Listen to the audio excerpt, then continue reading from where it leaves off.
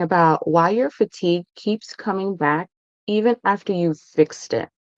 So you're struggling with fatigue and low energy, and you go and you change your diet, you're sleeping more, you have your evening routine, you're working out, you're doing strength training and some cardio, but you're still exhausted, and that exhaustion just creeps back. And next thing you know, the things that you've done that have given you some relief, it all, the fatigue all comes back.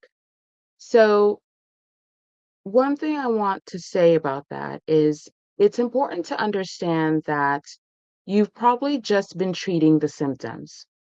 So, one example I have is an example that I've actually dealt with in the past few weeks, and that's we had a clog in the bathtub.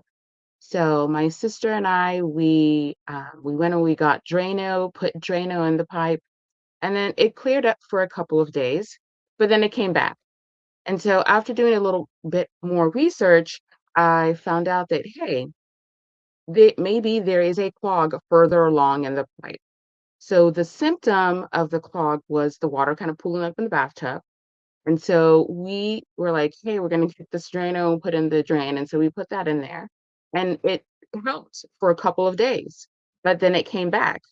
So the issue, the symptoms were, of course, the water pooling up in the bathtub, which is like the symptoms are the fatigue, the crashing in the afternoon, waking up wide awake at 3 a.m. But these are actually these are symptoms of an underlying pattern. And in order to alleviate and get rid of these symptoms, you're going to actually have to address the underlying patterns and the underlying cause of fatigue. So, in regards to the fun little plumbing incident, what happened is we learned that the blockage is further along in the drain. And so, since it wasn't anything too serious, we got one of those drain snakes, and now it's working fine. But again, we treated those symptoms just like you're exercising, you're eating better, you're working out, you're doing everything. So, you're not doing anything wrong, but you just haven't address the underlying cause. And so over the past 2 weeks, I've talked about the multiple over underlying causes from blood sugar to nervous system dysregulation, cortisol dysregulation, all these things. And there are other things that can also be causing it. So it's very important to realize that you're not failing, nothing is wrong with you. You are doing everything that you need to do. It's just that you really need to identify that underlying cause so you can get the maximum benefit and be able to alleviate the symptoms of fatigue that you're feeling. So, again, you're not doing anything wrong, but it is important to remember that you are going to have to address the underlying patterns and the underlying causes of your fatigue.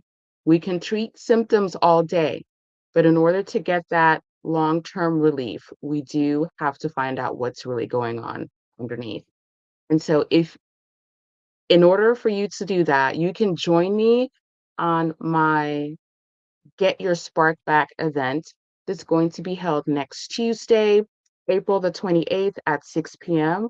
We're going to go through my quiz. My quiz will give you the underlying cause for you based on how you answer.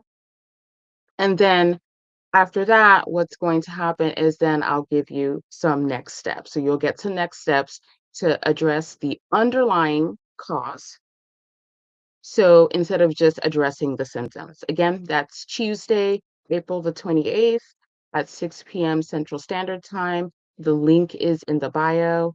If you have any questions, you can go ahead and ask them. But that's it. Tomorrow, we're going to talk even more about fatigue.